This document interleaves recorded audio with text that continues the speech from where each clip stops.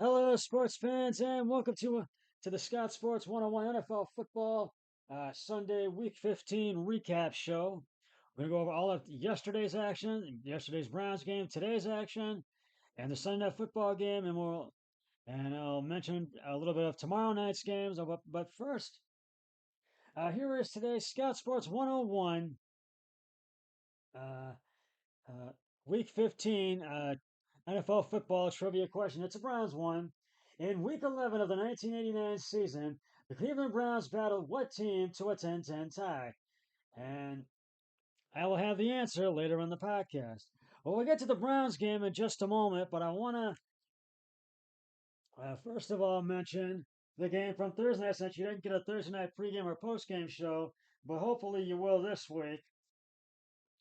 Uh, the San Francisco 49ers beat the Seattle Seahawks 21 to 13 at Lumen Field in Seattle. They went to 10 and 4. Seattle fell to 7 and 7. And this was one of those games where uh, he the rookie quarterback Brock Purdy had taken the field for Seattle for the 49ers, excuse me, with a chance of winning a division title. But how long would Purdy be able to play through his oblique injury? Lingered all night. He is injured. The mind of San Francisco coach Kyle, in the mind of San Francisco coach Kyle Shanahan, and we are going to see how long he'd last. And we were ready to go with backup Josh Johnson, Shanahan said, but he just got comfortable and got better as the game went on, and it was unbelievable. He threw two touchdown passes, and uh, they won their first NFC West title since 2019. And this was just one of those games where Seattle had chances, but just could not take advantage of it. They just,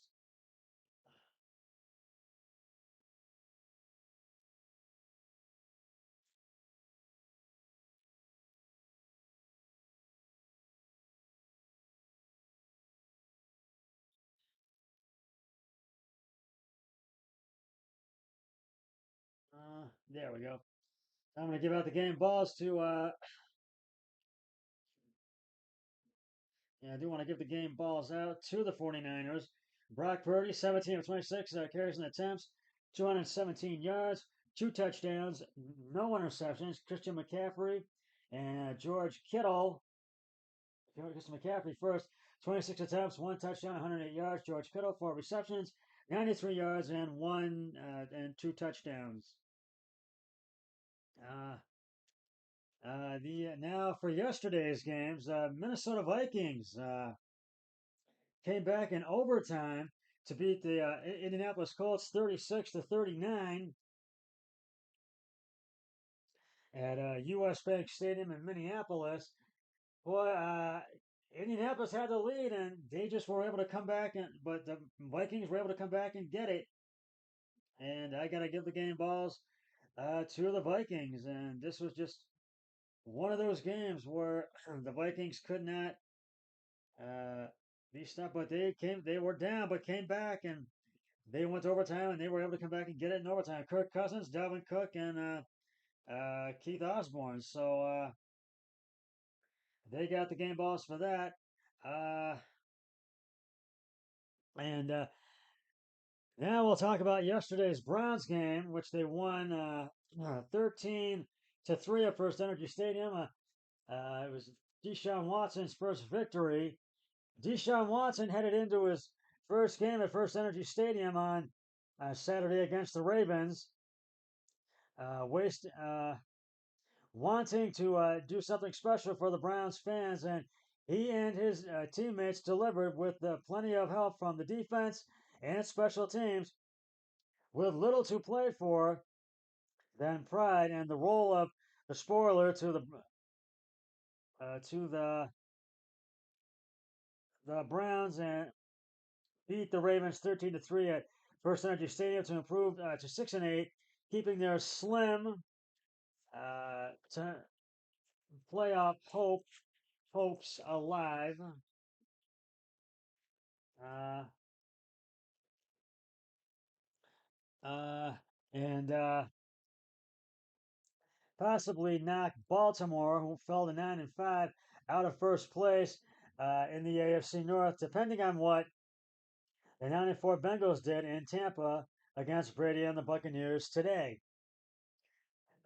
Embraced enthusiastically by the home crowd in the wake of his 11-game suspension, Watson was 18 of 28, 161 yards, uh, one touchdown, and no interceptions. 91.5 rating, let out two huge yells of joy after taking a knee three times to seal the victory. Uh, there was plenty to celebrate in every phase of the game. Watson engineered a 91 yard touchdown drive that ended with a 3-yard pass to Donovan Peoples Jones. Defense made a 4th and 1 stop from Browns 7. Denzel Ward picked off Tyler Huntley on a pass intended for Deshaun Jackson at the Browns 9. John Johnson III forced and recovered a fumble, and Jordan Elliott blocked Justin Tucker's 50-yard field goal attempt with 14:02 left in the game. Uh, and I'm going to recap the game in just a moment. I will give you the highlights. Right now, I want to reveal the answer to today's Scott Sports 101 NFL Football Sunday Week 15 trivia question. In Week 11 of the 1989 season, the Cleveland Browns battled what team to a 10-10 tie? And if you said the Kansas City Chiefs, you are correct. The Browns took and the Chiefs took this game to overtime, but neither team was able to emerge victory. Both teams had a chance, mainly KC, but it was not the case. So it ended in a tie back in 1989. I'll have another trivia question on my next podcast, so stay tuned for that. Uh, now I'm gonna give you the highlights of the game today from yesterday. Excuse me. Uh, First quarter, the Browns had the punt after going 3-and-out, 3 plays, 4 yards.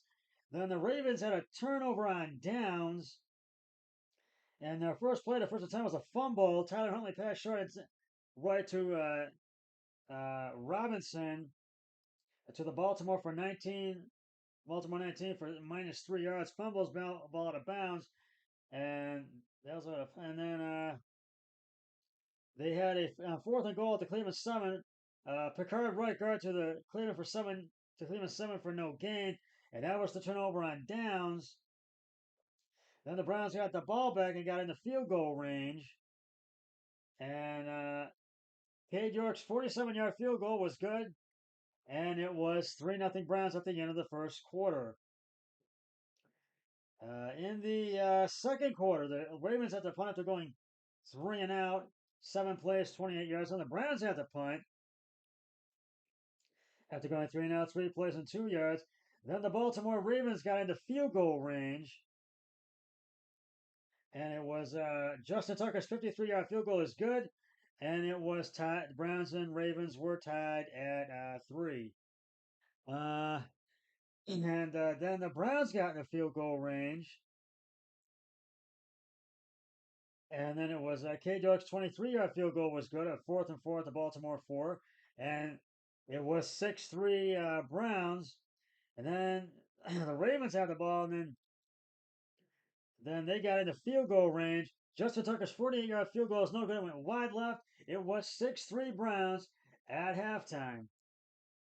Then in the third quarter, the Baltimore Ravens had an interception.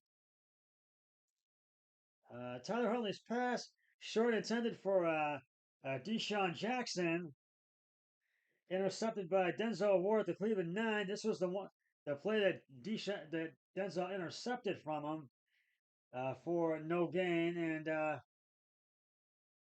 was one of the best plays in the game. Then the Browns scored their first and only touchdown of the game. This was only touchdown in this game. Deshaun Watson passed short left to Donovan Peoples-Jones for the 3-yard touchdown. Cade York's extra point is good, and it was 13 to 3 Browns. Then the Ravens had a fumble. It was first and 10 at the Baltimore 25. Tyler Huntley's pass short and middle to Deshaun to Robinson to the Baltimore. It was D. Robinson to the Baltimore 39 for 14 yards. He fumbled. John Johnson recovered it. John Johnson fumbles it, but then recovered it at the Baltimore 40 and went out of bounds for no gain. Then the Browns had the punt. They're going 3-and-out, 3 plays, 7 yards. And this is the play. 4th and 6, because the Ravens got in the field goal range at the Cleveland 31. Justin Tucker's 50-yard field goal attempt was blocked by Jordan Elliott, and then it was recovered. Justin Tucker at the Baltimore 48, but it was blocked, and that was not good for Baltimore. And it was 13-3 Browns at the end of the third quarter. That was one of the worst plays for Baltimore, having a field goal get blocked. And then in the fourth quarter, the Browns had a missed field goal. Cade York's got into 4th and 2 at Baltimore 20. Cade York's 38-yard field goal attempt was no good. It went wide left, and that was a one goal field goal that he missed. They had 2 field goals he missed, and then the Ravens had a turnover on downs. It was a 3 for 2nd and 4. Tyler Huntley passing complete, short left, no gain. 3rd and 4th at the Baltimore 46 again. Tyler Huntley's passing complete, short left to Mark Andrews for no gain. And then at 4th and 4, Tyler Huntley's passing complete, short right to Froch for no gain. And then the Browns got the ball back and then got in the field goal range again at 4th and 15 at the Baltimore 27. Cade York's 48-yard field goal was no good. Went wide left. He missed a second field goal, and this game was ugly. And then the Ravens had a turnover on downs again. 4th and 13. Tyler Huntley's passing complete, deep right to Approach for no gain. And then the Browns got the ball back, and all they had to do was kneel for 3 plays, and